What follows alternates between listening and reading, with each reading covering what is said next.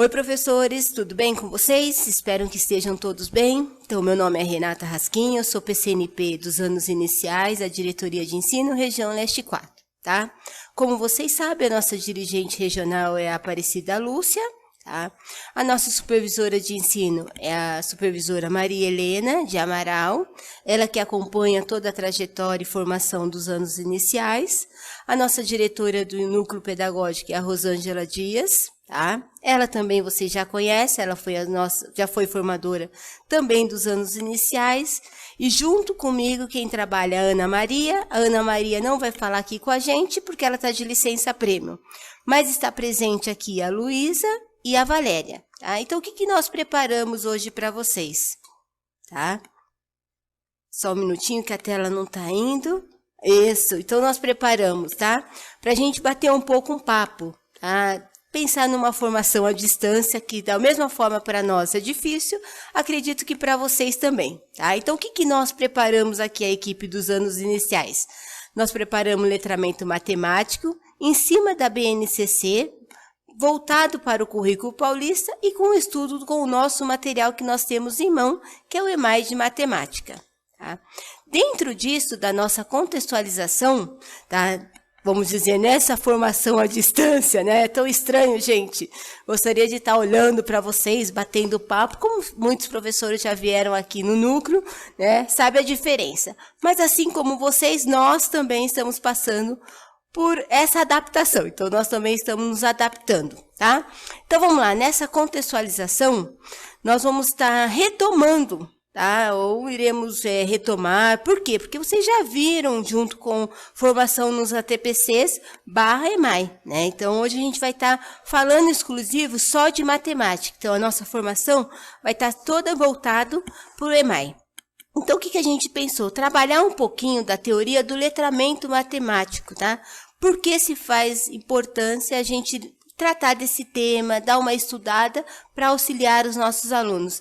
E dentro disso, a gente vai estar pensando na nossa ação formativa, todo o nosso percurso para que, de fato, a matemática chegue para os nossos alunos de uma forma contextualizada e de uma forma onde, de fato, eles compreendam, tá, a importância desse letramento matemático. Bom, antes de darmos início à nossa formação, eu vou passar a palavra para a nossa PCNP Luísa, tá? O qual ela vai estar fazendo a nossa leitura inicial.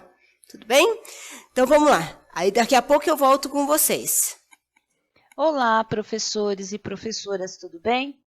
Meu nome é Luísa, vou fazer a leitura inicial do livro de Ruth Manos, Um Dia Ainda Vamos Rir de Tudo Isso. O texto escolhido foi A Ditadura do Elogio. Acordo cedo, tomo café da manhã, coloco um legging preto, uma camiseta e saio a pé. Opa, esqueci uma coisa. O casaco que vai na cintura. Não porque eu ache que vou sentir frio na aula de zumba, mas porque legging, mulher e andar na rua formam uma combinação que tende a trazer aborrecimentos. E não precisa ser legging. Quem de nós, ao se vestir, usa aquilo que realmente tem vontade? O mini short num dia de calor, a calça branca quando dá vontade, a blusa decotada quando estamos bronzeadas? Somos efetivamente donas do nosso corpo e do nosso guarda-roupa? Ou há uma censura da porta para fora que nos faz pensar 20 vezes antes de escolher? Sabemos que não é preciso ser nenhuma paniquete ou atriz global para sofrer com esses incômodos.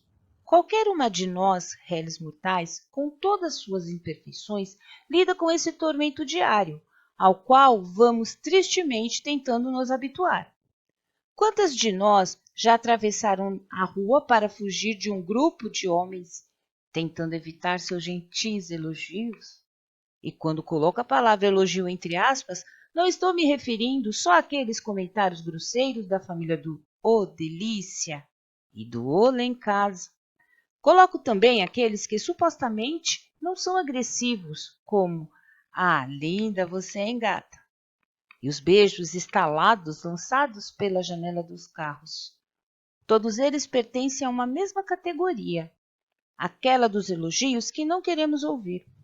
Junto a eles, tão indigestos quanto, entram os olhares insistentes, aqueles que não vêm acompanhados de nenhum ruído, mas que conseguem nos constranger, nos acuar, nos ofender.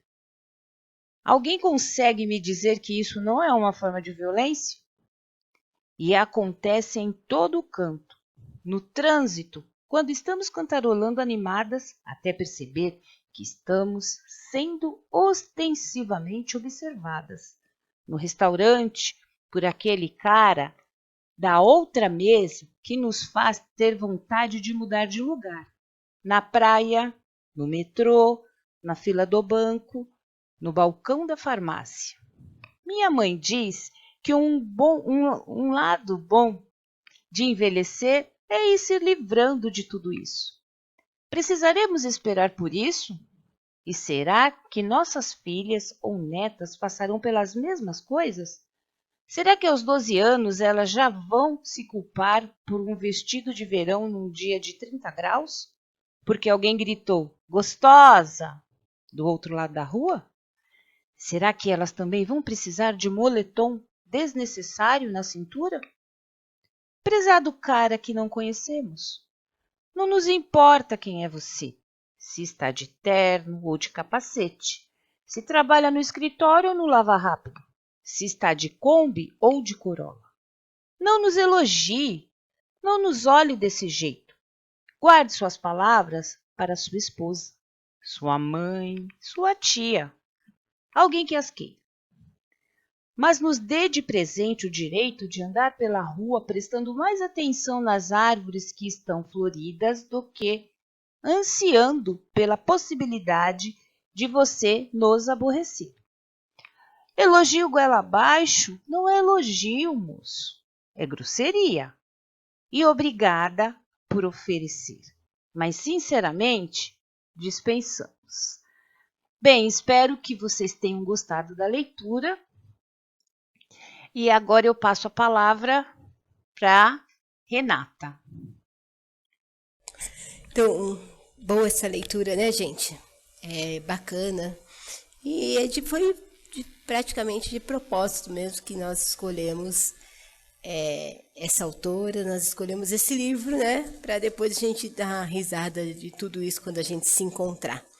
Então vamos lá, o que nós propomos hoje? Nós vamos estar falando do letramento matemático dentro da BNCC, tá? No currículo paulista. Então a gente vai bater um papo um pouco do EMAI, certo? Na contextualização, nesta formação iremos retomar o tema letramento matemático, que isso já vem sido estudado há um bom tempo com vocês aí na escola. Então a gente vai bater um papo, a gente vai só retomar algumas situações. Na ação formativa do currículo paulista, o qual vocês também já vêm se familiarizando com esse tema, né, com o currículo, não com esse tema, com o currículo. Então, há 2 anos aí a gente vem fazendo todo esse movimento, tanto em língua portuguesa quanto em matemática, tá? Então, hoje, nesse momento, a gente vai estar batendo um papo sobre o currículo paulista de matemática nos anos iniciais, olhando para algumas atividades do EMAI. Então, a gente vai analisando a matemática na BNCC, né? Então, a gente, dentro do currículo paulista, a gente pensou, por que o conhecimento matemático é necessário para os alunos? Tá? O que é letramento matemático? As competências específicas de matemática, as unidades temáticas, as suas especificidades e junto às habilidades, correto? Então, para iniciar, vamos pensar um pouquinho na necessidade do conhecimento matemático, né? Então, o que acontece? Hoje a gente sempre fala que a matemática é considerada essencial na nossa vida, tá? Então, ela faz parte da responsabilidade social. E como que a gente fala sobre isso, né? A gente olha muito bem essa questão de trazer para o nosso aluno essa confiança, estabelecer os objetivos de conhecimento que se torne esse aluno, de fato, um conhecedor, né, da matemática, que ele compreenda essa trajetória da matemática. E o que é bacana? Que o EMAI traz essa possibilidade, né? Quando a gente está fazendo todo o plano de aula, está preparando a nossa aula, está fazendo um planejamento, ele conversa muito isso, né? Por que se faz necessário o conhecimento matemático? E ele traz esse levantamento prévio que o aluno já tem, né, sobre a matemática, qual é a familiarização que ele tem com os números e com os campos conceituais. Então, a gente começa a bater um papo, né? Por quê? Porque ele traz essa conversa inicial, essa organização da turma, esse desenvolvimento e interação que a gente vai fazendo. Então, tudo isso parte do quê? Que nós precisamos olhar essa matemática não só como cálculos, né? Não é essa mais a intenção, mas pensar qual é a trajetória que esse aluno vai ter, qual é a familiarização desse aluno com a matemática. Então, a gente precisa potencializar essa formação com os nossos aluninhos, né? Então, a gente começa a ter esse olhar, a pensar, a ter alguns cuidados, né, quanto à necessidade do conhecimento matemático. E, pensando nisso, a gente fala do letramento matemático, que aí é interessante, né? Quando a gente entra nessa questão, e aí a gente vai bater um papo um pouquinho longo no letramento matemático, quando ele fala assim que define como competências e habilidades de raciocinar, de representar, de comunicar e argumentar matematicamente. E isso é bacana, né? A gente conversar um pouquinho sobre esse letramento matemático. Por quê? Eu trago algumas situações dentro das nossas formações com os PCs. Então, quando a gente fala em letramento matemático, a gente precisa voltar só um pouquinho lá, né? No nosso início, né, do ano. Vamos pegar assim, dos nossos primeiros dias de aula, a gente precisa pensar na compreensão e interpretação dos nossos alunos dentro dos conteúdos propostos. Quais são os saberes que os nossos alunos têm? E é interessante porque muitas vezes, conversando nas formações, a gente sempre pergunta, né?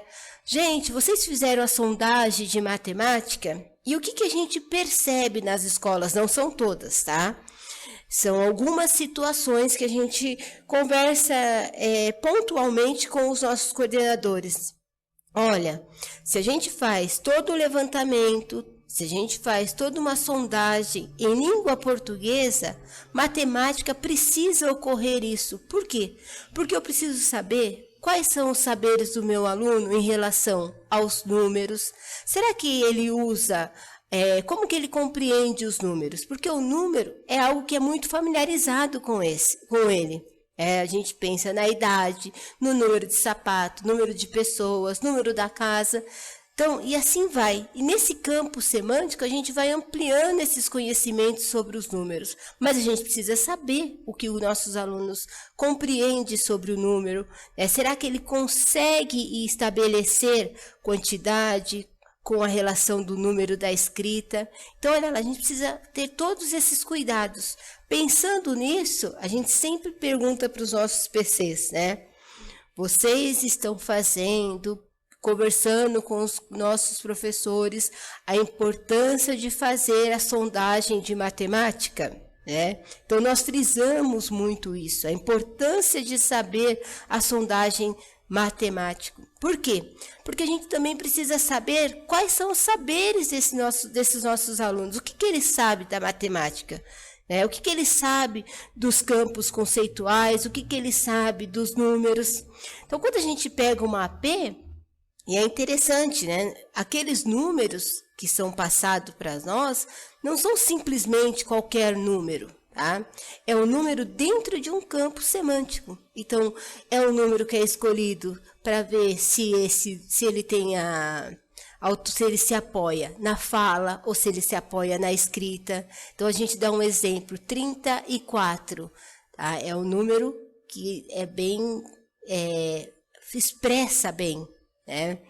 E aí, o que acontece? A gente precisa pensar, né? Se a gente fala um número opaco, um número... que 13 é um número que, de repente, ele não tem essa propriedade da escrita. Por quê? Porque não flui, né? O som não fica tão claro. E aí, se ele se pega na fala, o 34, ele vai escrever o 30, 3, 0 e 4. Agora, se ele já tem um pouco do domínio da escrita, ele vai escrever 34. O 13, se ele não tem domínio, às vezes ele fica perdido, tá? Então ele pode fazer alguma relação, mas é mais difícil. Então, quando a gente fala de números, lá tem todo um campo estudando, né? Quais são os números familiarizados, quais são os números opacos, e assim vai toda aquela tabelinha que nós passamos para vocês. Então, a gente precisa entender isso, né? O que ele conhece do número. Será que ele está se apoiando na fala ou será que ele está se apoiando na escrita? E também no campos conceituais. Então, olha como a gente vai aprofundando algumas situações nos conhecimentos matemáticos. Então, eu preciso saber o que o meu aluno compreende sobre o letramento matemático. Na verdade, eu preciso compreender, né, o que ele entende sobre matemática. E o trabalho de matemática, ele precisa ter um segmento, ele é um segmento extremamente importante, né? Mas a gente frisa muito isso, essa questão que precisa sempre ter, como que eu posso colocar? Precisa ter essa sondagem, precisa ter esse conhecimento para a gente começar a ter o nosso planejamento, tá? Então, vamos lá, vamos partir do conhecimento matemático no contexto. Então, quando a gente fala dentro de um contexto, a gente não pode ignorar a linguagem matemática quanto a linguagem materna, tá? Então, ambos são fundamentais, ambos, tá? Quando a gente fala assim do letramento matemático e do letramento materno, a gente está falando da língua portuguesa. Então, muitas vezes, o nosso aluno consegue ir bem na escrita, desenvolve a escrita de palavras, de frases, porque já é algo que faz parte da realidade deles, certo? Só que o que acontece? Muitas vezes, essa linguagem matemática, esse conhecimento, esse letramento matemático se torna distante, porque os alunos, nós professores, às vezes ficamos muito na parte operacional. Não que isso não seja importante, tá? O que eu preciso deixar claro nesse letramento matemático, né? Que quando ele vem para instigar essa investigação, esse prazer, quando a gente lança alguns desafios matemáticos para os nossos alunos, e é esse o nosso objetivo mesmo, sempre instigar, desafiar os nossos alunos. Por quê? Porque nesses desafios a gente consegue perceber, né, que de fato eles estão tendo autonomia na leitura, que de fato eu vou assegurando o aluno a ir por um campo de investigação, para não ficar naquela situação, de repente eu dou um problema, e o que acontece? Às vezes ele fala, né, a gente sempre fala, essa fala acaba sendo constante, mas de fato ocorre isso, né? Quando um aluno fala assim, professora, é de mais ou é de menos? E a gente fala assim, mas vai ler o problema. E às vezes esse aluno não tem o domínio da leitura. Como que a gente vai ajudando esse aluno a ter o domínio da leitura dentro do letramento matemático, tá? Então, a gente, olhando assim a matemática, faz parte do currículo desde os primeiros anos da escolaridade. Tá? Isso é fato. Tá? E ela precisa andar lado a lado com a nossa língua materna, com o português. Tá? Então, eles precisam caminhar juntos. Eles precisam ter essa parceria. Tá? Porque muitas vezes a gente fala assim, o aluno é bom em matemática. Aí a gente fala assim, ótimo, mas ele não sabe ler um problema. Então, a gente pensa o quê? Fazendo uma análise, fazendo toda uma sondagem, né? Na nossa prática, a gente fala assim, bom, o aluno sabe apenas técnicas, mas quando exige desse aluno de ler e compreender algo a mais, ele para. Então, como se fosse fragmentado. Então, ele só faz continhas se alguém lê para eles. Então, isso a gente precisa tomar muito cuidado, né? E aí, quando a gente fala que o letramento matemático, essa investigação, é a busca da resolução de problemas, é a utilização dos conceitos matemáticos, quais são os procedimentos que o meu aluno está fazendo para resolver tal situação, eu preciso ter clareza, né?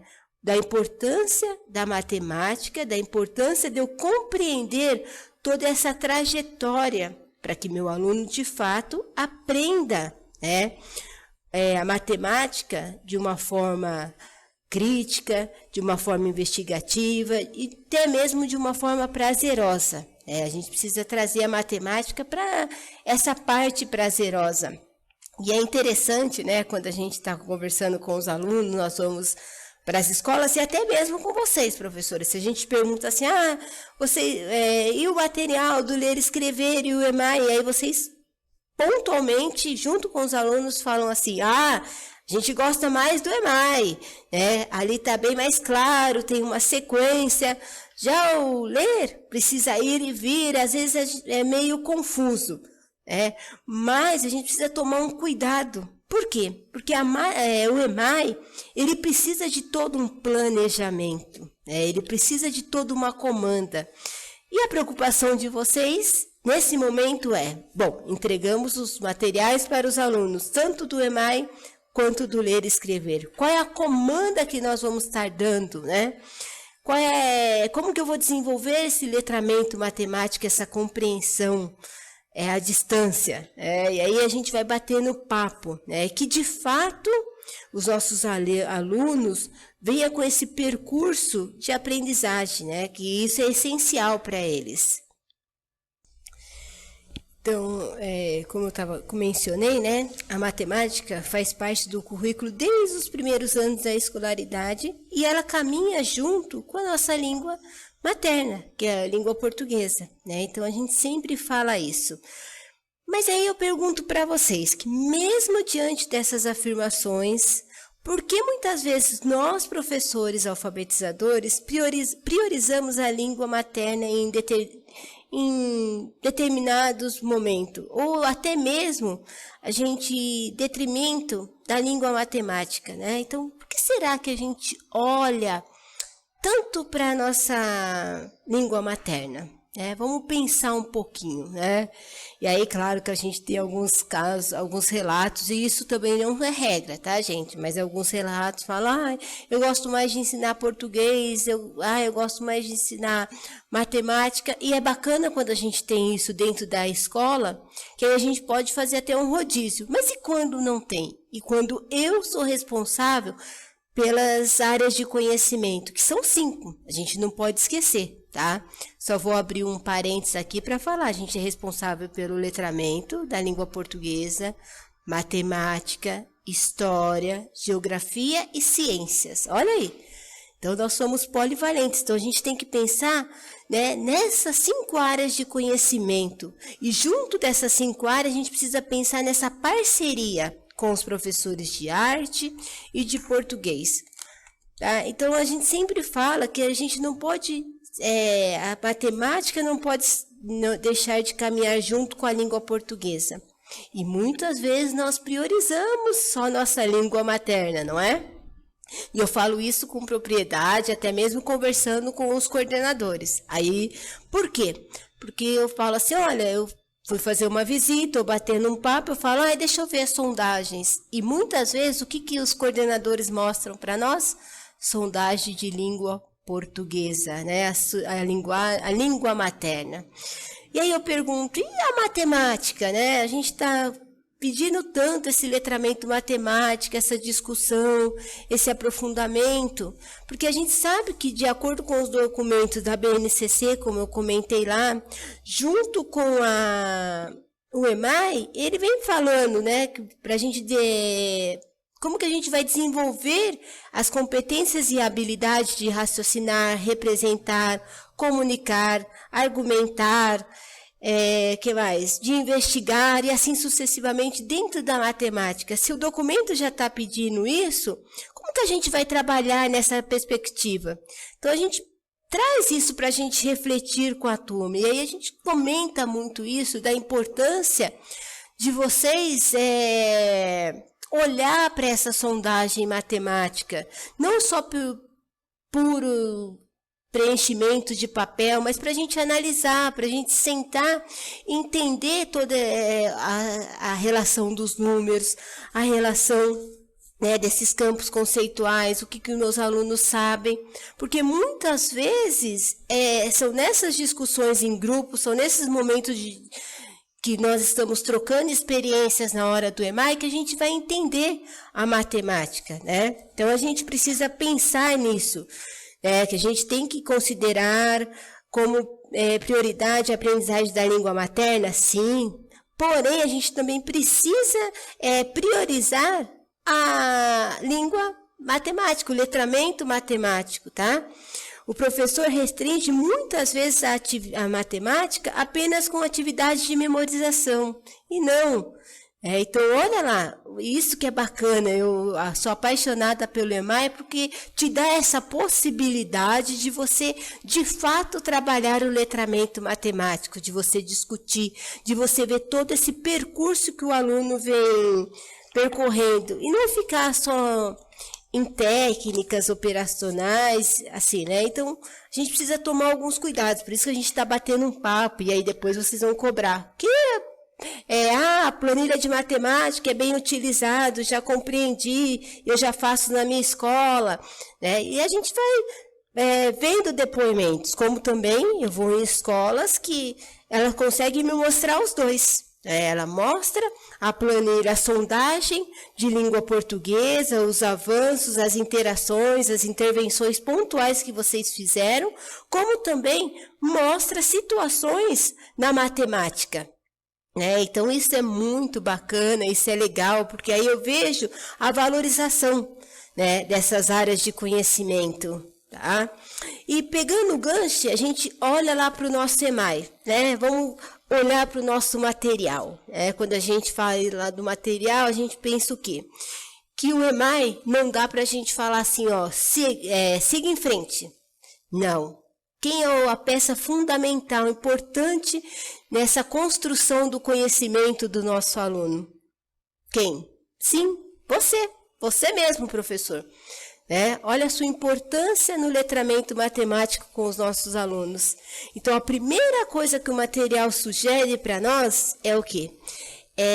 A nossa conversa inicial. Só que antes dessa conversa inicial, ele traz as intenções daquela atividade, as habilidades que nós queremos desenvolver. E isso é bacana. E, diante disso, a gente pensa nessa organização da turma dentro da sala de aula. Agora, a gente vai pensar nessa organização do aluno no seu espaço. Olha que importante. Então, olha lá, voltando.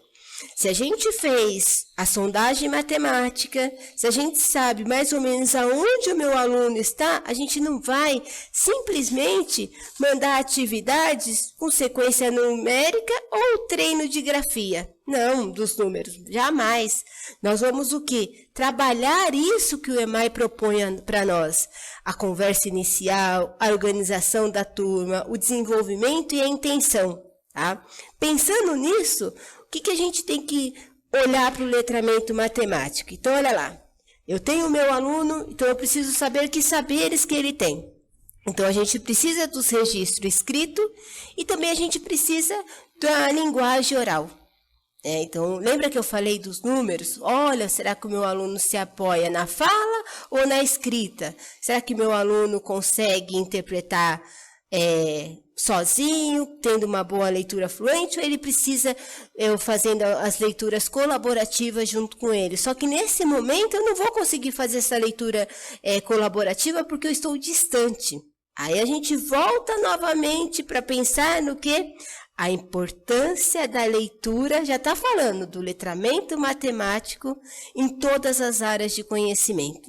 Olha que bacana. Então, até mesmo em matemática, eu vou pensar como que eu vou dar andamento a esse letramento. Como que eu vou dar andamento a essas leituras matemáticas para ajudar o meu aluno. Então, até mesmo as modalidades de língua portuguesa me auxilia no letramento matemático. Olha, vocês estão vendo? Dá para perceber que não dá para separar? Que não dá para falar assim, uma coisa caminha distinta da outra? Não, ambas caminham juntas. Tá? Então, a gente tem o registro escrito e a linguagem oral da criança. Nós temos o uso social da escrita numérica, que a gente precisa pensar, né, nesse social e está em tudo. Tem até um livro bem antigo que fala na vida 10, na escola 0. E aí, quantos de vocês já não perceberam isso de relatos que vocês falam? Poxa, meu aluno é filho de feirante, ele trabalha na feira, ele ajuda o pai dele e às vezes ele não tem esse conhecimento matemático. E a gente fala, qual é a relação que a gente está fazendo com a matemática e a prática social desse aluno e o uso social da escrita. Então, a gente precisa entender a finalidade, a gente precisa entender os números, a gente precisa sempre pensar qual é a nossa intencionalidade em ensinar uma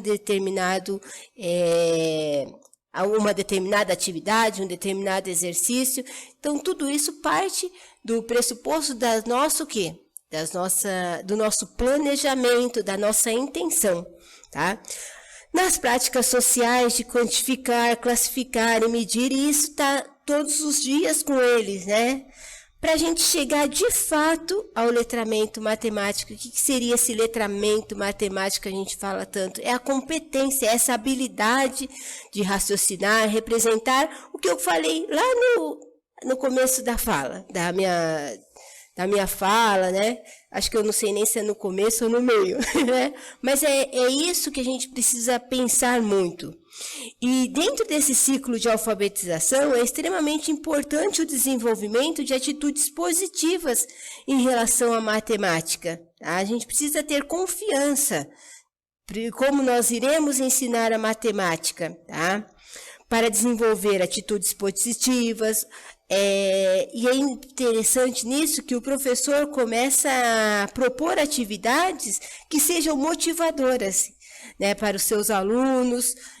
Por quê? Porque o uso a gente começa a se apropriar do uso das tecnologias, dos jogos, das brincadeiras, e assim vai. E hoje nós estamos reaprendendo, né? Por quê? Porque a partir desse momento que nós estamos vivendo, a gente pensa assim, bom, o EMAI, ele traz eu como peça fundamental para a gente estar conversando, para eu ter os saberes. Hoje eu estou distante e ao mesmo tempo junto. Então, como que eu vou desenvolver esse conjunto de atividades colaborativas que venha de fato promover a aprendizagem do meu aluno, né? E é importante que todas as atividades estejam bem articuladas, tá? Com esse letramento matemático, com esse interesse, com esse vínculo com as situações reais dos nossos alunos, tá? Então, uma coisa extremamente interessante, que a gente sempre bate muito na tecla sobre o letramento matemático, é a resolução de problemas, né? É isso que a gente olha muito para o letramento matemático, quando a gente dá um desafio, né? E às vezes o aluno fala assim, mas esse desafio não tem número, então não pode ser matemático. Aí a gente fala assim, por que não pode? Porque matemática é só número. E aí a gente começa a mostrar exemplos para eles que não. Que às vezes matemática não é só número, porque a gente pode ter uma situação real, e ali a gente pode problematizar essa situação real sem ter somente números. Então, a gente busca experiências do seu cotidiano que envolva a matemática, que envolva o pensar, para a gente chegar nessas investigações. Então, olha que interessante, né? A gente precisa tomar muito cuidado, porque às vezes a gente só associa matemática com operações, e não. O letramento matemático é muito além disso, né? Um ambiente de alfabetizador que envolva a matemática, que traga esse lado de investigar, de pesquisar, de compreender, de a gente ver a trajetória de como o aluno chegou àquele resultado, quais foram todo o passo a passo que fez ele olhar para essa matemática de forma diferente. Então, isso é gratificante para nós, mas isso só se dá isso só acontece ou só se dá através das nossas investigações, E a gente sempre fala de o que a gente está apostando na aprendizagem desse aluno, o que a gente está investigando, o que a gente está aguçando para que de fato esse aluno se torne que tem o direito de aprender a matemática ali de forma íntegra, né? De forma real, e que esses saberes conseguem ir acompanhando todas as habilidades, para que de fato esses desafios aconteçam, né? Nesse momento que a gente está passando. Então a gente tem que pensar o quê? Então, quando nós estamos lá preparando as nossas atividades, tá? Nós precisamos focar no uso do texto que circula na sociedade, em questão dos conhecimentos matemáticos. Então, a gente tem que pensar também nessa questão das leituras dentro do texto matemático que nós vamos estar propondo. Refletir a importância de reconhecer e planejar ações pedagógicas, né, que vêm de encontro com o conhecimento matemático que esse aluno possui, e entender a importância de cultivar atitudes positivas em relação à matemática, tá? E aí, para fechar essa parte do letramento matemático, eu acho que eu já falei muito, né? Eita, mulher que fala, a gente traz como o Gerald Verneau, que ele fala muito isso, que a resolução de problemas matemáticos requer muito mais do que atenção, e principalmente uma boa interpretação.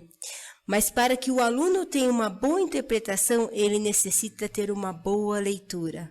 Então, a gente também precisa trabalhar essas questões de leitura junto com o letramento matemático. E ele fala também que os estudantes devem ser capazes não apenas de resolver problemas, mas também de propor as soluções. E é isso que a gente comenta muito, né, professores? De trazer a matemática bem próximo para o nosso aluno. Porque Verneau trabalha muito isso com conceitos, né? Ele fala que a parte operacional é extremamente importante, sim, mas quando o aluno tem conceito, ele consegue estabelecer o raciocínio, ele consegue estabelecer qualquer estratégia para buscar o entendimento e o raciocínio lógico-matemático. Então, isso é bacana, né? Então, quando a gente trabalha muito com conceitos, então, o EMAI proporciona isso, certo? E dando continuidade, a gente vai falar um pouquinho, tá? Das habilidades, das competências específicas. E aí a gente entra de cabeça no nosso material do EMAI, né?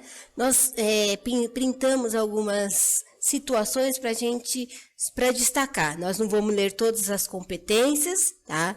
Nós já temos conhecimento dessas competências, mas a gente vai fazer um paralelo com o material que a gente tem, que é o nosso EMAI, né? E aí a gente vai conversando e vai vendo, né, quais são as possibilidades que eu posso levar essa matemática sendo investigativa, como Verneau falou muito para a gente precisa trabalhar com conceitos, né? Nada de ficar colocando a matemática como não sendo prioridade. A matemática precisa ser discutida, precisa ser investigada. E aí, nada melhor do que o nosso material. Então, eles destacam aqui, né, são 8 competências ligadas à área da matemática. A primeira, ela fala reconhecer a matemática reconhecer que a matemática é uma ciência humana, né? Então, olha lá, que está viva, que faz parte do nosso cotidiano, né? Então, a matemática não é só números.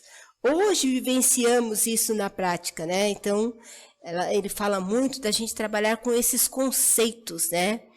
E de solucionar problemas científicos. Olha o que Verneau falou lá no letramento, né? Que eles sejam capazes não só de resolver, mas propor soluções. Desenvolver o raciocínio lógico, o espírito da investigação, a capacidade de produzir, de argumentos. E o que o material do EMAI faz? Olha lá, quando a gente está pensando nessa conversa inicial, a gente está aguçando essa investigação matemática, né? O que será que vai falar? Por que será que deu esse resultado? A gente está explorando esse campo, esse conceito, esses conhecimentos prévios que os nossos alunos têm. Isso é bacana, né?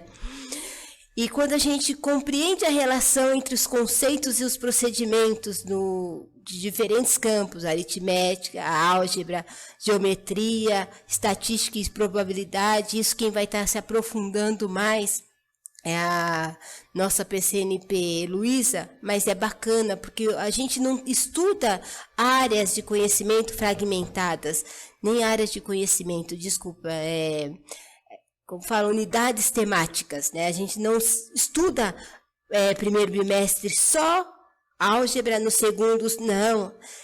Desde o primeiro bimestre, o nosso material, o EMAI, traz todas essas possibilidades para os nossos alunos e ela vai se interagindo com as outras áreas de conhecimento. Olha que bacana, né? A outra habilidade é fazer observação sistemática dos aspectos quantitativos e qualitativos presentes nas práticas sociais, né? As nossas leituras de tabela, né? Que a gente fala muitas vezes que os nossos alunos precisam do quê? Ou além de observação, ela precisa o quê? De desenvolver essa habilidade de interpretar, de compreender, E aí que é bacana, a gente pensa nessa organização da turma. Olha como é importante a gente ter a sondagem de matemática, né? Só para um paralelo. Por quê? Se a gente sabe, nós vamos agrupar em língua portuguesa, né? Os alunos, dentro das hipóteses silábicas ali que eles se encontram, a matemática eu também preciso saber como que eu vou agrupar os meus alunos. Como que eu vou fazer com que eles tenham essa observação em determinado contexto que eu estou propondo? E aí a gente fala muito que hoje se trabalha dentro da BNCC, são as habilidades. Então, quais são as habilidades que meus alunos já desenvolveram? Quais são aqueles que ainda precisam desenvolver? E como que eu vou fazer essa organização da turma? Então, eu já tenho mais ou menos um paralelo, uma visão da minha turminha, da minha sala, desde que eu fiz o quê? A minha sondagem matemática. Aí eu consigo olhar essas competências específicas da área de matemática e trabalhar com eles. Utilizar processos e ferramentas matemáticas, inclusive tecnologias digitais. Olha nós aqui. Nós vivenciando isso hoje. O professor se renovando assim como nós, gente, não pense para vocês que está sendo fácil, para nós também não, Mas olha aí, a gente precisa pensar como que eu vou levar que o meu aluno pense em matemática, aprenda a matemática sem ter essa organização da turma, sem ter essas trocas, sem ter esses grupos produtivos ou duplas produtivas. Agora eu preciso investir no meu aluno individualmente e ao mesmo tempo coletivamente. Olha que interessante. Então a gente começa a pensar em estratégias para auxiliar esse aluno. Enfrentar problemas em múltiplo contexto. Acho que hoje a gente está vivendo bem essa competência, né, gente? Então, como que a gente vai desenvolver essas habilidades, de situação problemas? Aí a gente volta lá na leitura de gráficos, de tabelas, esquemas, os textos escritos na língua materna, mas que também ajudam na língua matemática, porque a gente olha para um gráfico, a gente precisa ter aquela linguagem matemática, para entender. Então, olha, e mais uma vez, ambas se unindo, a gente precisa valorizar as duas, tá? Tô sendo clara, gente? Às vezes a gente vai falando, mas eu quero chegar bem próximo de vocês mesmos dessa aprendizagem para a gente pensar junto como que nós vamos levar essas atividades para os nossos alunos e que, de fato, a aprendizagem ocorra. É isso o grande nó, é isso o nosso objetivo, é isso que nós, de fato, vamos desenvolver juntos. Tá? Então, a gente, batendo esse papo, a gente chega num... vai abrindo, a gente começa a conversar, porque eu acho que a aprendizagem coletivamente é extremamente valiosa. Esse momento de ATPC, onde, de fato, ocorre a formação, nós temos muito que aprender, a gente ganha muito, Eu acho que não tem igual. E aí eu vejo alguns coordenadores, e eu bato palma para eles, quando eles falam assim para a gente, o momento de ATPC é um momento de formação. E quem ganha com isso são vocês, professores, porque com certeza o coordenador, vocês que já viram letramento matemático, que já viram toda a questão do EMAI estudando, hoje para vocês se torna um pouco mais fácil. O nosso desafio é como lidar sem ser dentro de uma sala de aula, como fazer essa organização da turma, como explorar essa conversa inicial, como vai ser o meu desenvolvimento e a minha intenção, e como que vai ser a minha interação, né? Mas esses princípios, essa parte teórica, eu acredito que vocês já tenham bem enraizado. Então, eu só estou retomando. E é bacana, porque aí a gente vai batendo papo, a gente vai discutindo algumas situações, tá? Então, vamos lá, desenvolver e discutir projetos que abordem, sobretudo, questões de urgência social. E a gente fala muito isso no nosso cotidiano, não é, gente?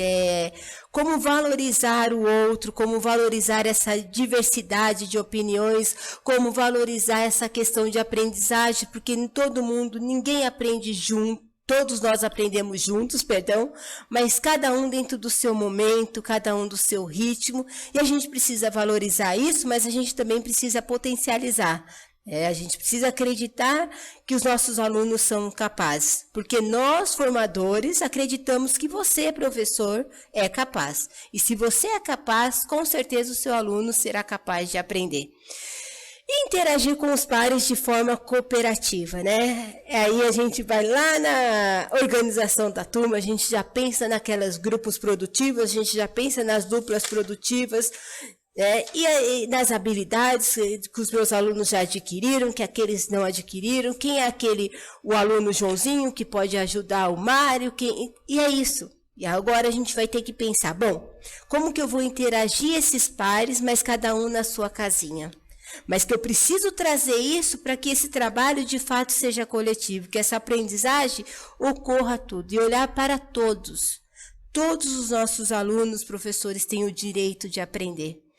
E eu tenho certeza que vocês estão indo além, tá? Além das tecnologias, porque eu escuto relatos de professores, relatos de diretor, relatos de professores coordenadores, que mesmo aquele que não tem nenhum suporte, não tem internet, não tem televisão, não diria televisão, mas que vocês já me falaram, não tem internet, não tem celular, mesmo assim esse material vocês conseguiram chegar até ele. E isso me deixa muito contente, gente, porque a gente não está deixando nenhum de fora. E quando a gente voltar, nós vamos trazer todos para nós, tá? Então, eu vou passando agora para a PCNP Luiz, ela vai falar um pouco das unidades temáticas, suas finalidades, tá? Nos anos iniciais. Eu agradeço, eu espero ter sido clara, objetiva, eu espero que a gente possa refletir um pouquinho, bater um papo. Como eu falei na outra formação e repito, as dúvidas, mandem para nós, a gente tem um canal direto com as coordenadoras, então a gente vai bater nesse papo. Peço sugestões também para as nossas próximas formações, nós estamos aqui em aberto para aprendermos junto. Como diz Paulo Freire, se a gente todos têm os seus saberes, todos nós aprendemos juntos. E eu acho que tem uma frase que fica muito marcante para nós aqui no núcleo, né? É assim, juntos somos mais fortes. E eu sinto isso com vocês. Eu gosto eu tenho essa liberdade de falar que eu faço parte de uma equipe e que vocês me apoiam nisso, tá? Então, agora eu passo a palavra para a Luísa, o qual vai bater um papo com vocês, tá? Um abraço e vamos dando continuidade nessa formação. Olá, pessoal, dando continuidade na pauta, vamos falar agora sobre as unidades temáticas e finalidade no ensino fundamental, anos iniciais. Números. A unidade temática números tem como finalidade desenvolver o pensamento numérico, que implica o conhecimento de maneiras de quantificar atributos de objetos e de julgar e interpretar argumentos baseados em quantidades. No ensino fundamental, anos iniciais, a expectativa em relação a essa temática é que os alunos resolvam problemas com números naturais e números racionais, cuja representação decimal é finita, envolvendo diferentes significados das operações. Argumentem e justifiquem os procedimentos utilizados para a resolução e avaliem a plausibilidade dos resultados encontrados. Então, nesta temática, números, a criança inicia com a ideia de contagem, que permeia todos os anos, aprofundando as habilidades ano a ano, e reconhece a função social do número, ou seja, reconhecer que o mesmo número pode ter significados diferentes dependendo do contexto em que está inserido. Para melhor compreensão dessa temática da associação dos números à quantidade, é possível recorrer à história da matemática, onde a ideia dos números se apresenta desde os tempos da pré-história. E é interessante também estimular a criança, tornando a sala um ambiente alfabetizador matemático. Exemplos, nos espaços externos, ter jogos de amarelinha, placas com propriedades das figuras geométricas. Já nos espaços internos, o relógio de parede, quadro numérico, girafa Gigi para medir a altura e calendários. Bem, agora nós vamos falar sobre a álgebra. A unidade temática álgebra, por sua vez, tem como finalidade o desenvolvimento de um tipo especial de pensamento algébrico, que é essencial para utilizar modelos matemáticos na compreensão, representação e na análise da relação quantitativa de grandezas e também de situações e estruturas matemáticas, fazendo uso de letras e outros símbolos. No ensino fundamental, anos iniciais, com as ideias de regularidade, generalização de padrões e propriedades de igualdade. No entanto, nessa fase, não se propõe o uso de letras para expressar regularidades, por mais simples que seja. Então, a álgebra para os anos iniciais do ensino fundamental ela tem surgido como um tema de matemática, ao lado dos eixos comumente trabalhados, como números e operações, geometria, grandezas e medidas, estatística e probabilidade. E o que acontece? Trabalha-se, então, o pensamento algébrico. O que seria o pensamento algébrico? É um processo no qual os alunos generalizam ideias matemáticas de um conjunto particular de exemplos, estabelecem generalizações por meio de discursos e de argumentações, e expressam-na cada vez mais em caminhos formais e apropriados à sua idade. Agora vamos falar sobre geometria. A geometria envolve o estudo de um amplo conjunto de conceitos e procedimentos necessários para resolver problemas do mundo físico e de diferentes áreas do conhecimento. No ensino fundamental, anos iniciais, espera-se que os alunos identifiquem e estabeleçam pontos de referência para a localização e o deslocamento de objetos, construam representações de espaços conhecidos e estimem distâncias, usando como suporte mapas em papel, tablets ou smartphones, croquis e outras representações. Em relação às formas, espera-se que os alunos identifiquem características das formas geométricas tridimensionais e bidimensionais, associem figuras espaciais e as suas planificações, e vice-versa. Bem, para que o aluno tenha um bom conceito, da geometria, é interessante despertar no aluno o pensamento geométrico, através de observação, representação e construção. observar formas presentes nos objetos do entorno, por meio de visualização e das construções de alguns desses objetos, né? É possível identificar e compreender as características de figuras bidimensionais e tridimensionais. É importante dar significado ao estudo das figuras bidimensionais, bem como aparecem nas bases das pirâmides ou nas tampas redondas das latas. Identificar características dos solos geométricos, relacionar a partir de atividades práticas sólidos geométricos e figuras planas que apareçam na superfície do solo, planificar sólidos geométricos e construir sólidos a partir de sua planificação. Classificar sólidos em corpos redondos e poliedros, classificar planas em polígonos e não polígonos, construir formas espaciais.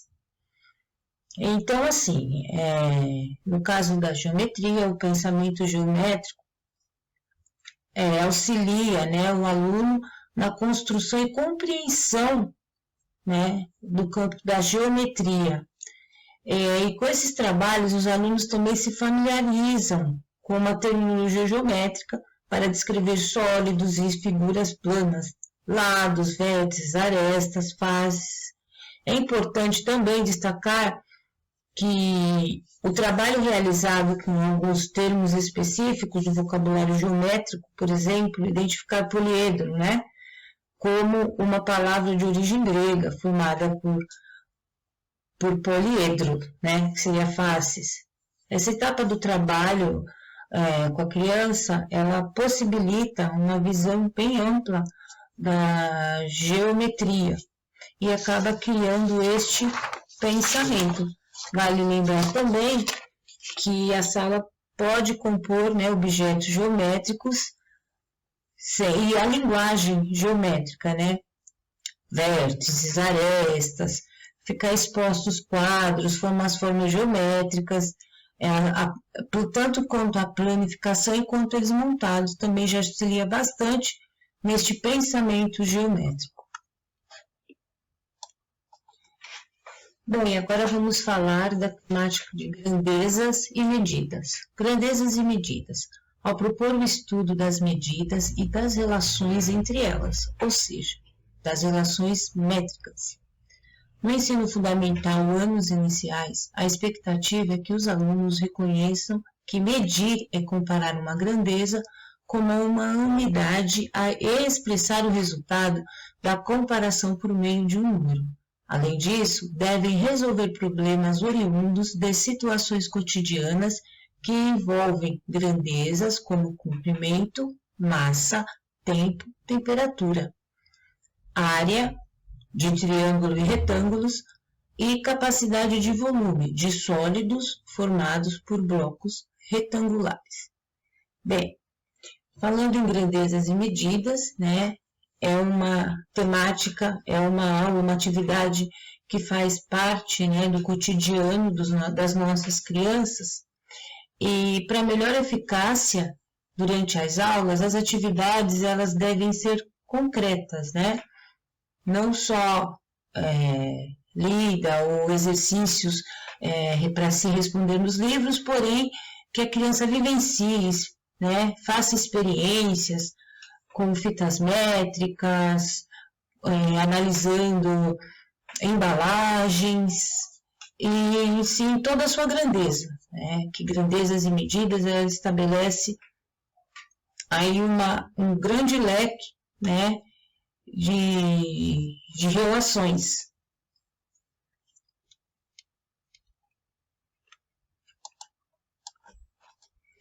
E agora vamos falar da temática de probabilidade e estatística.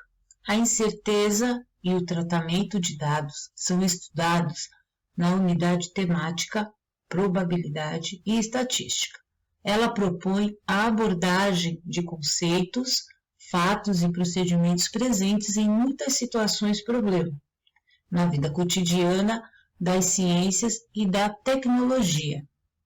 Assim, no ensino fundamental, anos iniciais, é promover compreensão de que nem todos os fenômenos são determinísticos para isso. O início da proposta de trabalho com probabilidade está centrado no desenvolvimento da noção de aleatoriedade, de modo que os alunos compreendam que há eventos certos, eventos impossíveis e eventos prováveis. Bem, para uma melhor, concepção de como se trabalhar probabilidade e estatística, um dos aspectos importantes na formação estatística durante a educação básica refere-se à capacidade em perceber a existência da variação, a necessidade de descrever populações a partir de coleta de dados e a necessidade de reduzir dados primitivos, percebendo tendências e características através de sínteses e apresentação de dados.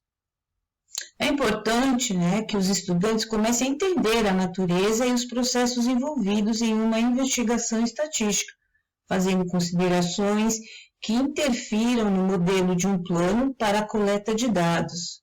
Isso inclui reconhecer como, quando e por que ferramentas estatísticas existentes podem ser usadas para auxiliar no processo investigativo.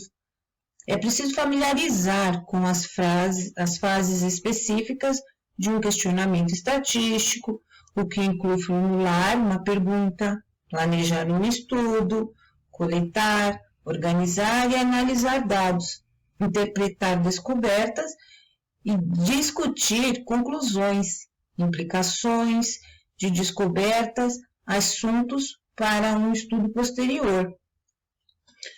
E ao estudar a probabilidade, e chance, os alunos precisam entender conceitos e palavras relacionadas à chance, que ela pode ser uma incerteza e aleatoriedade, que aparecem nas nossas vidas diariamente, particularmente na mídia, Outra ideia importante inclui a compreensão de que a probabilidade é uma medida de incerteza, que modelos são úteis para simular eventos, para estimar probabilidades e que algumas vezes nossas instituições são incorretas e podem nos levar a conclusões erradas no que se refere à probabilidade e eventos de chance. Bem, sendo assim, a gente encerra as temáticas e a gente percebe que elas falam entre si e qualquer dúvida, só estaremos aqui. E agora eu encerro, passando a palavra para minha amiga Valéria. Olá, pessoal, tudo bem? Então, estamos aqui retomando, a Luísa falou sobre as unidades temáticas e eu vou falar sobre os objetos de conhecimento e as habilidades. Então, eu trouxe atividades, que vão falar das habilidades do nosso currículo paulista, que mudou alguma coisa, em relação a algumas habilidades, porém, verificando, são as mesmas coisas, porém só mudou a nomenclatura. Então, vamos verificar a primeira atividade.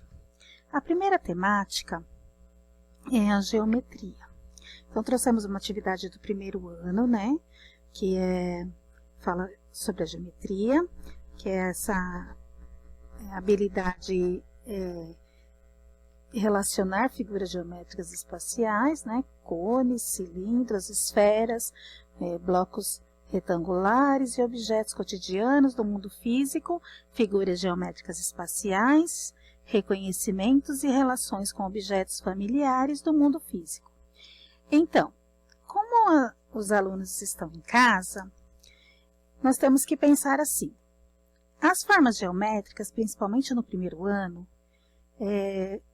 tem que estar muito ligado também com o cotidiano deles. Em casa, o que eles podem relacionar? O que parece um triângulo?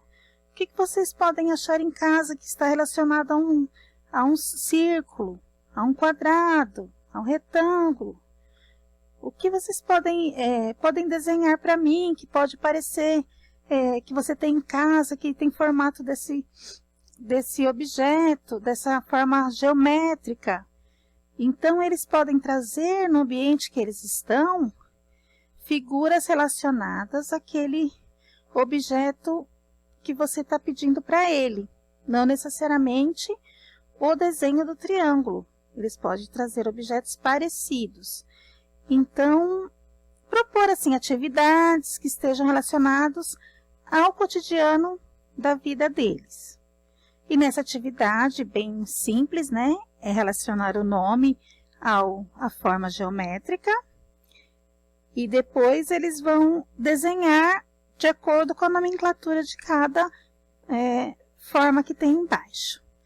Então, o professor procurar, né, fazer com que o aluno busque, tenta, nesse momento em casa, ter prazer de falar assim, nossa, eu tenho aqui um brinquedo que parece um triângulo, olha aqui, aí mostrar, desenhar, de repente te mandar uma foto, e desse jeito está trabalhando de uma forma diferenciada. Então, no primeiro ano é bem interessante, mas não que não possa trabalhar para os outros anos também. Então, a geometria a gente pode trabalhar em todos os anos de várias formas. Porém, no primeiro ano é bem legal trabalhar brincando com o que o aluno tem no seu cotidiano. E trazendo também coisas parecidas nas aulas, desenhos, para eles poderem estar se ambientando com o que eles têm em casa, com o que eles conhecem, com alguma coisa que eles veem na rua. Então, é bem legal essa atividade. Do segundo ano, o que nós trouxemos? A temática de números. O número nós vemos em todos os lugares. Os números estão ligados no nosso cotidiano e na nossa vida o tempo todo. Então, se na nossa idade, na nossa data de nascimento, no calendário, no número da nossa casa, no número da nossa roupa, no número do nosso calçado.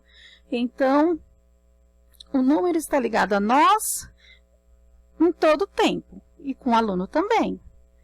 Então, essa atividade busca, para ele buscar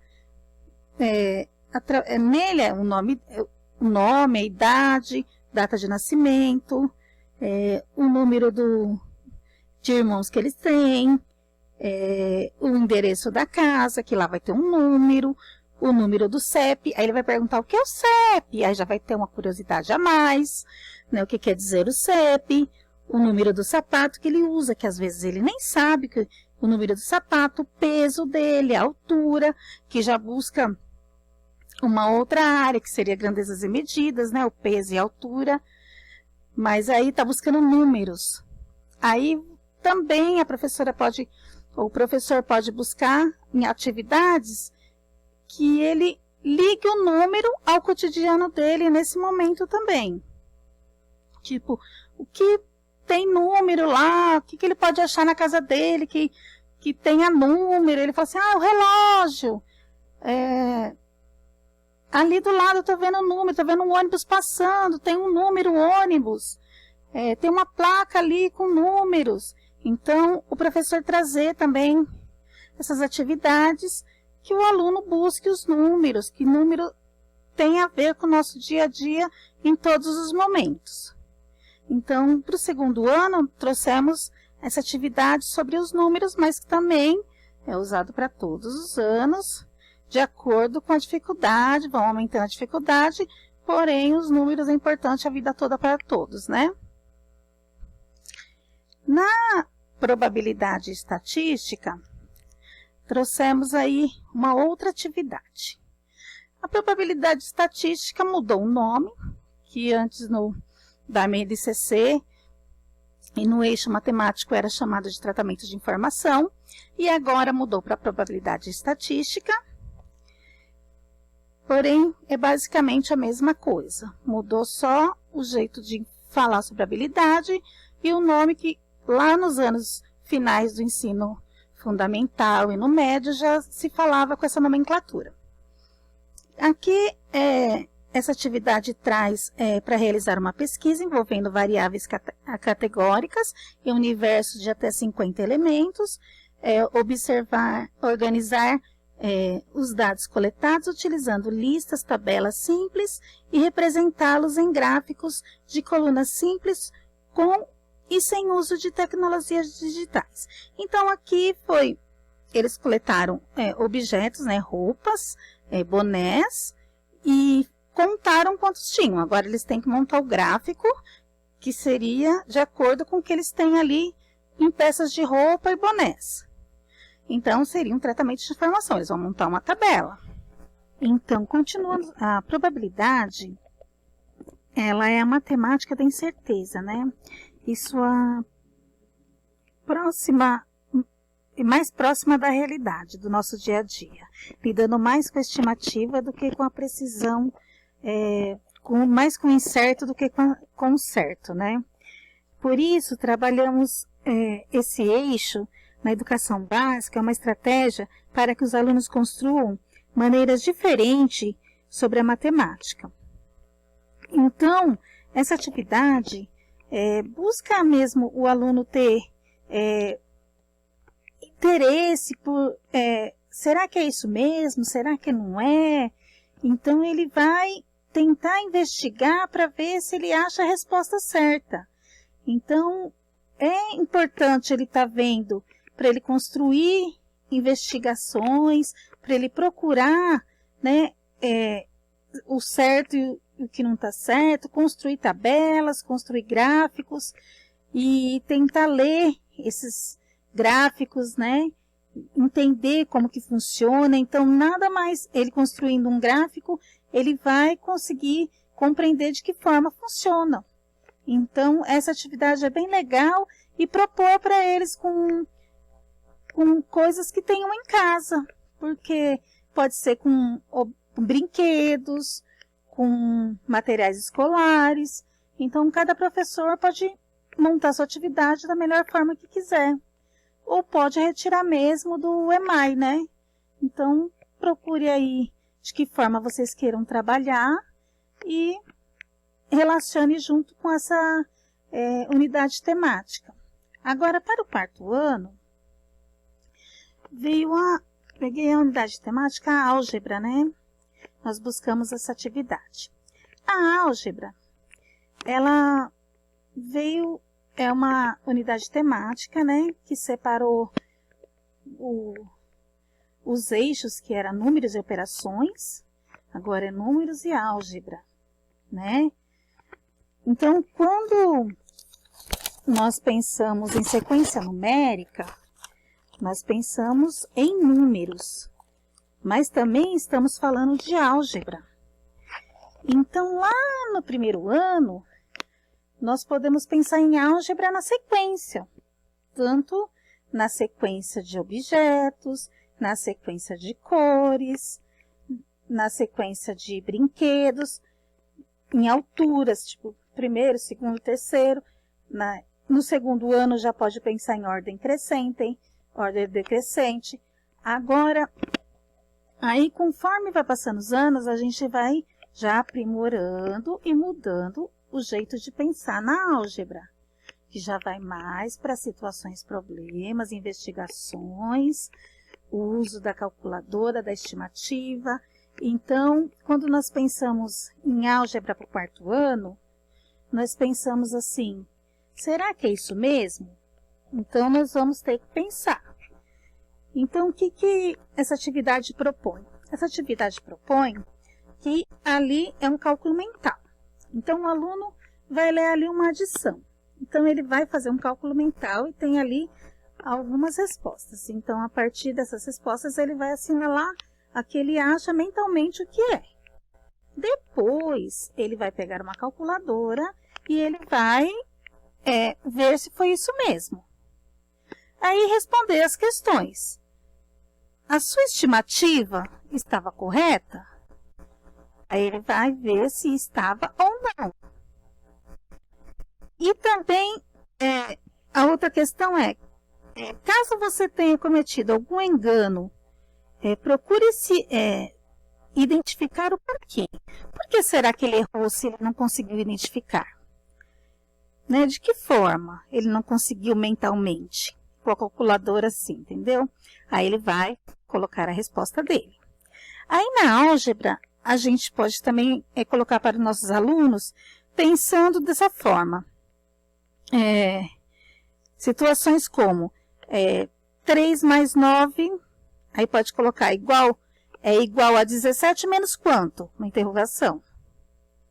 Isso é uma questão de álgebra, que pode ser usado para o 4º ano. Então, 3 mais 5 igual a 8. Ou 8 menos 5 é igual a 3. Seria uma subtração. Ou 4 vezes 3 igual a 12. Ou 12 dividido por 3 igual a 4. Também é uma questão de álgebra. Para os alunos pensarem que tanto faz fazer uma multiplicação ou uma divisão, que vai ser invertida e vai ser a mesma coisa. Então, todas essas questões vocês buscarão na unidade temática de álgebra, para um aluno de 4º ano. Isso que eu estou colocando para vocês fica nas habilidades de 4º ano. Então, essa habilidade que eu falei é uma habilidade de álgebra agora, mas não a mesma que a gente está falando na atividade. Mas é interessante vocês buscando e levando desafios para os alunos. Como o primeiro que eu falei, 3 mais 9 igual a 17, menos uma interrogação. Porque ele vai buscar. E aí? 3 mais 9 é igual a 17 menos quanto? Aí ele vai pensar. Então, nós temos que estar pensando dessa forma e buscando desafios para eles estarem procurando entender as estimativas e investigando mais a matemática, mentalmente. Então, é uma unidade que precisamos estar estudando para estar procurando atividades voltadas a ela para levar para os alunos. Então, eu espero que vocês estejam entendendo e quem tiver dúvida pode estar mandando perguntas que a gente pode estar passando para vocês as respostas, tá? Depois, respondendo, né, as coordenadoras para estar passando para vocês. Agora, para o 5º ano, nós escolhemos a unidade temática grandezas e medidas. Grandezas e medidas também os alunos usam desde pequenos e nós usamos no nosso dia a dia. Que nós usamos na litro, metro, usamos em horas, usamos em centímetros, usamos no tempo. Então, em muita coisa nós usamos grandezas e medidas. E os alunos usam no dia a dia. Essa atividade e esta habilidade, procuramos uma atividade, buscamos de horas, né? Porque os alunos têm um pouco de dificuldade em conhecer as horas, principalmente quando é em relógios assim, né? Que tem ponteiro, que eles ainda não... Só os digitais, que às vezes eles conhecem as horas. Então, eu creio que esse tipo de atividade também ajudem os alunos, eles verem o que é, o de cima seria antes do meio-dia, o de baixo depois do meio-dia. Então, eles saberem 24 horas, então buscar. Agora em casa, eles podem ter atividades como pegar um copo e ver quanto que é 1 litro, quanto que eles medem, pedir para o pai e para a mãe medir, para eles colocarem para vocês, quanto que mede a mesa deles, quantos centímetros tem o lápis que eles estavam usando, depois daqui uma semana quanto que mede de novo. Então, atividades assim, para eles estarem usando as grandezas e medidas no dia a dia, durante a quarentena, para eles estarem procurando coisas que tragam incentivos para eles trabalharem com a matemática da melhor forma possível. Então, eu creio que vocês vão encontrar desafios que busquem para os alunos muitas coisas através dessas unidades temáticas que eu expliquei para vocês, que eu trouxe atividades. Eu acho que posso ter ajudado bastante, espero ter ajudado, e eu espero que vocês consigam trazer para os seus alunos atividades assim do cotidiano, não coisas assim tão difíceis, porém desafiadoras. Então, que eles consigam, dentro da rotina de hoje, realizar. Alguns não têm o auxílio de ninguém para estar ajudando. Então, eu preciso ser atividades que eles, às vezes, consigam fazer sozinhos. Então, pense com carinho na formação, né, de matemática, pense em tudo que nós falamos, a Renata, a Luísa, para vocês poderem estar apropriando, se inteirando, estudando o currículo paulista, as unidades temáticas, o EMAI, que traz bastante novidades e atividades bem interessantes para os nossos alunos. Tá? Eu agradeço, tá? De novo a presença de vocês, espero ter contribuído e até a próxima formação. Tá bom? Muito obrigada.